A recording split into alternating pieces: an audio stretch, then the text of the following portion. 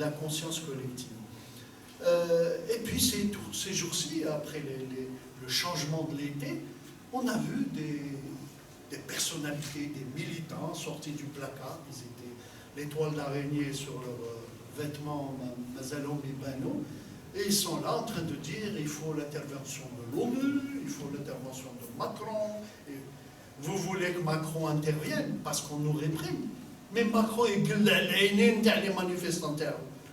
Vous voulez quoi? Qu'il envoie des LBP, hein, donc les lanceurs de ballpoint, hein, donc c'est pour que Gaïd Salah maîtrise démocratiquement le mouvement algérien. C'est quoi cette histoire? Et puis l'ONU, qu'est-ce qu'elle a fait en Syrie? Qu'est-ce qu'elle a fait en Libye? Qu'est-ce qu'elle a fait au Yémen? Qu'est-ce qu'elle a fait devant tous les génocides qui se déroulent? Qu'est-ce qu'elle fait en Palestine, l'ONU? Et l'Union européenne, qu'est-ce qu'elle fait? Rahmit Baka, elle est les Kurdes dans ce moment. Mais lorsqu'ils ont détruit la Syrie, lorsqu'ils ont financé des groupes djihadistes, tout en nous accusant d'être Kamel Daoud, d'être l'islam ou je ne sais pas quoi, etc. Et vraiment, ils financent les djihadistes, ils leur donnent des armes, et comme disait Fabius, Nosra fait du bon travail. Bon, eh bien, à cette époque-là, on ne pouvait pas faire confiance à l'ONU, on ne peut toujours pas faire confiance à l'ONU. Lorsque la fameuse députée, la dite de gauche, puisque maintenant la gauche, ça va jusqu'à François Hollande, l'impérialiste, hein, donc la gauche, c'est relatif, la gauche. On est toujours à gauche de quelque chose et à droite d'autre chose. Donc ça ne veut rien dire. Donc lorsque cette députée passe en Algérie et qu'elle dit, voilà, on va demander à Macron et à l'Union européenne de sortir de leur silence, si on devait répondre comme en mars et en avril, on va leur dire, ne vous mêlez pas de nos affaires, c'est une affaire de famille. Mais si on raisonne comme la nouvelle élite là, qui a les khalqat, eh ben on va dire, voilà, très bien, il faut que ces gens-là interviennent pour rétablir l'ordre démocratique. L'autre point où vous pouvez voir la différence entre le peuple, les classes populaires, pardon, et les élites qui se sont exprimées beaucoup cet été, c'est la question de la justice, des arrestations, etc. Juste après l'arrestation d'Orwell, un grand honnête homme, comme vous savez, bon, juste après son arrestation, il y a eu tentative de manifestation qui a échoué, il y a eu le fameux slogan « Abat la justice du téléphone ». Il faut l'état de droit. Avant d'arrêter des gens, il faut que la justice soit indépendante. Tant qu'on n'a pas l'état de droit, il ne faut pas les arrêter. On a même entendu Bouchachi à Bouira dire « Voilà, non, le madi khlas, à l'avenir, les sraq, oui, mais le madi, bon, c'est bon, etc. » Bon.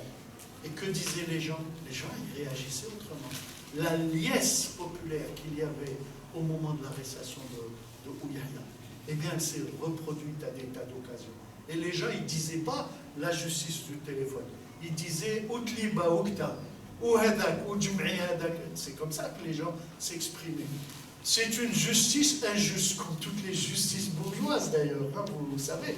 Mais elle est plus injuste, moins injuste, quelle importance. Et nous, on veut bien que les voleurs soient en prison, il n'y a pas de problème. Surtout les grands voleurs, dont le montant de l'argent est supérieur au trou de la caisse des retraites. Donc il y a une différence d'appréciation, une différence de ressenti. Gaïd propose les élections. Alors, sa démarche au début, c'est je ne fais pas un coup d'État, parce que si je fais un coup d'État, je suis en difficulté, je vais avoir... Et pourtant, les démocrates lui demandaient de faire un coup d'État. Rappelez-vous, les démocrates, l'un après l'autre, ils sont intervenus pour dire l'armée, elle doit intervenir, enlever Bouteflika et tout. Rappelez-vous ce que je leur disais.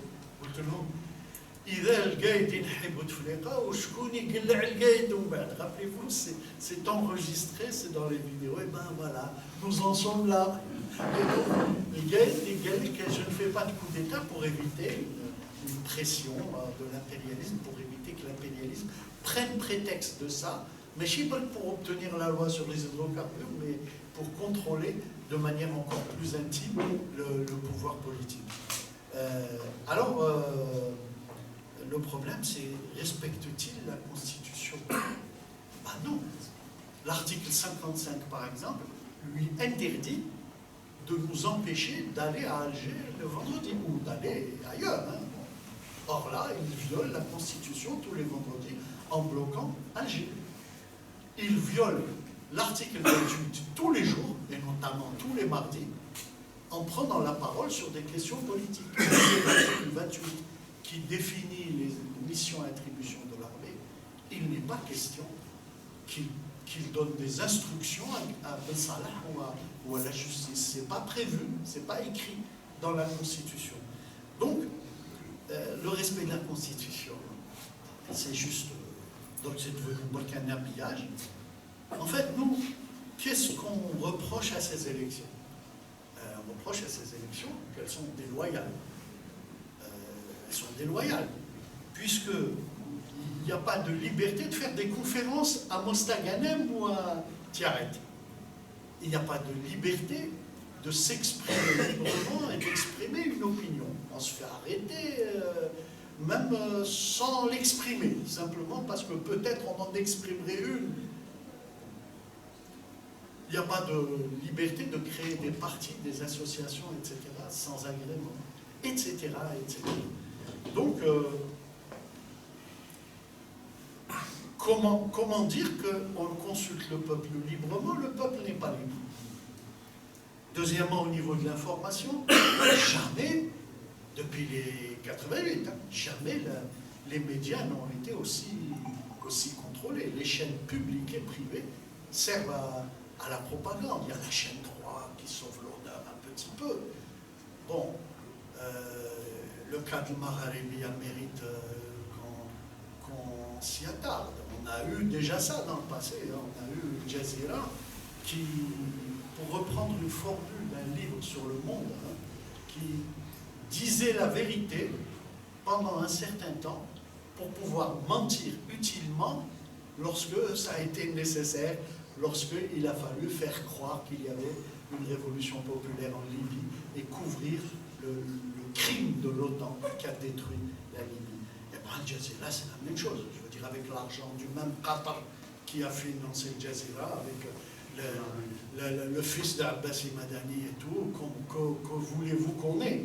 Aujourd'hui, ils montrent Tchouech, parce que ça va dans leur sens, mais demain, on ne peut pas leur faire confiance. Ce sont des gens.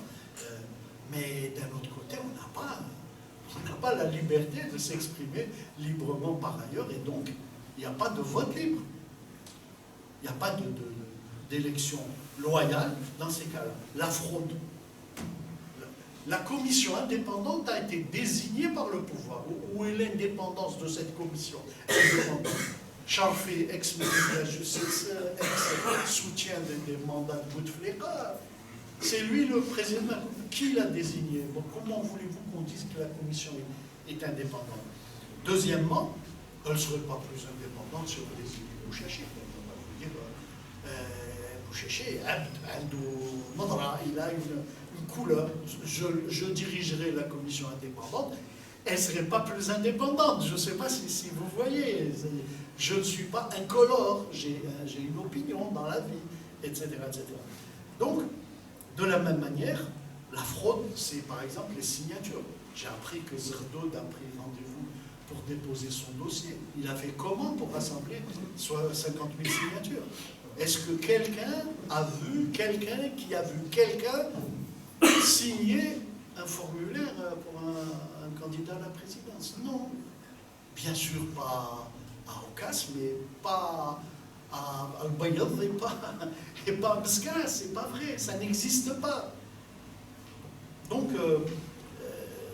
nous ne faisons pas confiance à ces élections, et en fait, la seule garantie que des élections soient contrôlées, c'est le contrôle populaire. Lorsque le fils était hégémonique dans les quartiers et qu'il y avait un envahissement des bureaux de vote, ils ont même triché. Ils ont triché contre le pouvoir qui comptait tricher. Lorsque, en Kabylie, il y avait l'affrontement entre l'appareil du FFS et l'appareil du RCD, il y avait un contrôle. Il y avait des tas de gens qui étaient là et qui comptaient les voix et qui se disputaient, etc., etc. Bon, alors ça fait des résultats contrôlés. Mais lorsqu'on est dans une situation où tu n'as pas le droit de bouger, tu n'as pas le droit de parler, je veux dire, sans le contrôle populaire, il n'y a aucune garantie par rapport à la loyauté des élections, sans compter que les élections sont déloyales par l'absence des libertés préalables que j'avais demandé dès le début. Rappelez-vous, dans les vidéos, ça fait longtemps que nous, notre courant, nous disons qu'il y a d'abord ce problème. Alors, pourquoi fait-il ça? Pourquoi continue-t-il? Eh bien, l'entrevue Poutine-Ben Salah nous confirme ce que je dis dans certaines conférences et tout. Pour Gaïd Salah, Gaïd Salah a vu la différence entre avril et août. Il a vu cette différence. Il se dit finalement,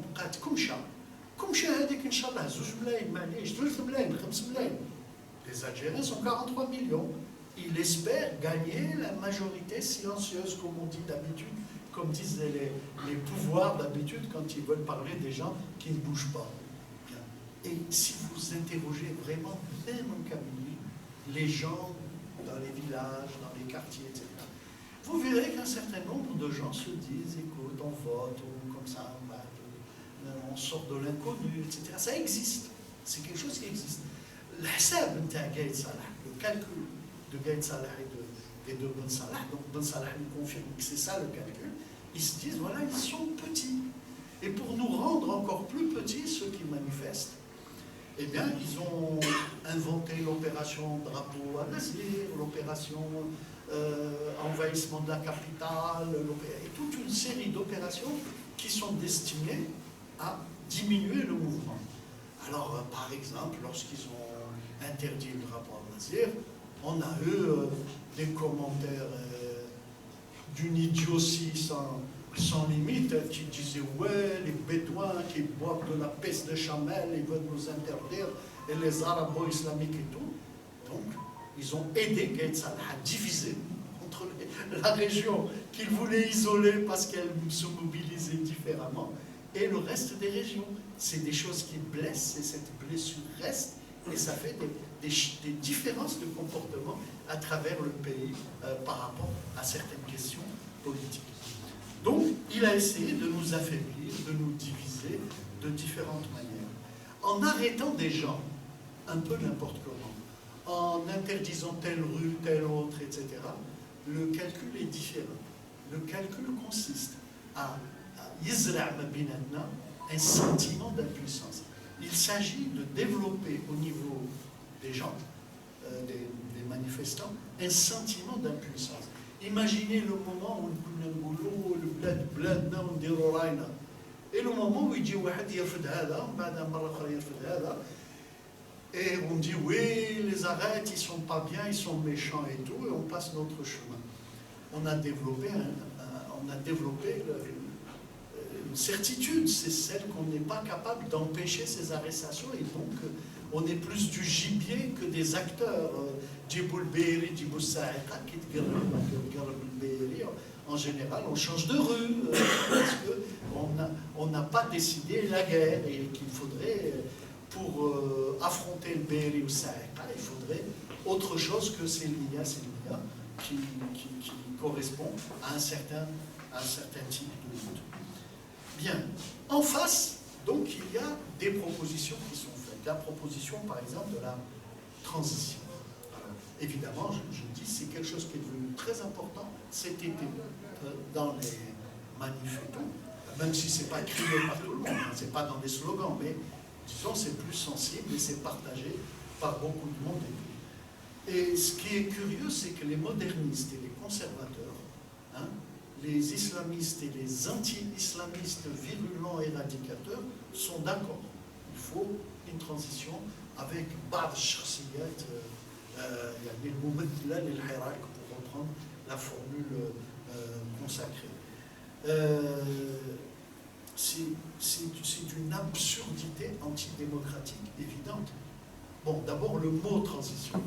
Vous regardez dans le dictionnaire, la transition, c'est le passage d'un état à un autre. Donc, depuis le départ de Bouteflika, on est dans une transition vers une autre situation. Mais ce qu'ils appellent la transition, c'est un mot de code, quoi, en quelque sorte. C'est ce système où on annule toutes les institutions de l'État actuel, l'État algérien actuel, l'État algérien, et on met en place un pouvoir provisoire composé de personnes dites représentatives du Hirak. Je me rappelle d'une vidéo où on voyait je crois qu'il a été arrêté depuis avec le barbu qui était toujours... Badi, je crois, c'est ça. Bravo, oui. Il était là très agressif, les gens lui disaient la majorité, ou ils seront obligés d'obéir. Comment on définit la majorité dans une foule? Comment on choisit des gens en votant? Si on ne met pas en place les mécanismes pour choisir, pour voter, alors après, il peut y avoir plusieurs méthodes, et ben, c'est arbitraire. Quand ces gens-là qui sont promis à être les représentants du Hirak, ils ont déclaré c'est pas le moment de s'organiser. Rappelez-vous, ils ont dit non, s'organiser, non, c'est pas le moment, il ne faut pas s'organiser. Et bien sûr, on ne s'organise pas parce que c'est lui qui c'est lui qui les a choisis en réalité, c'est les médias. Pour commencer le Maghrébia et ensuite le Shourouk al-Bilad au début, avant leur tournoi. Donc, ces gens-là, ils ont le soutien des modernistes et des conservateurs. Modernistes éradicateurs, conservateurs, réconciliateurs,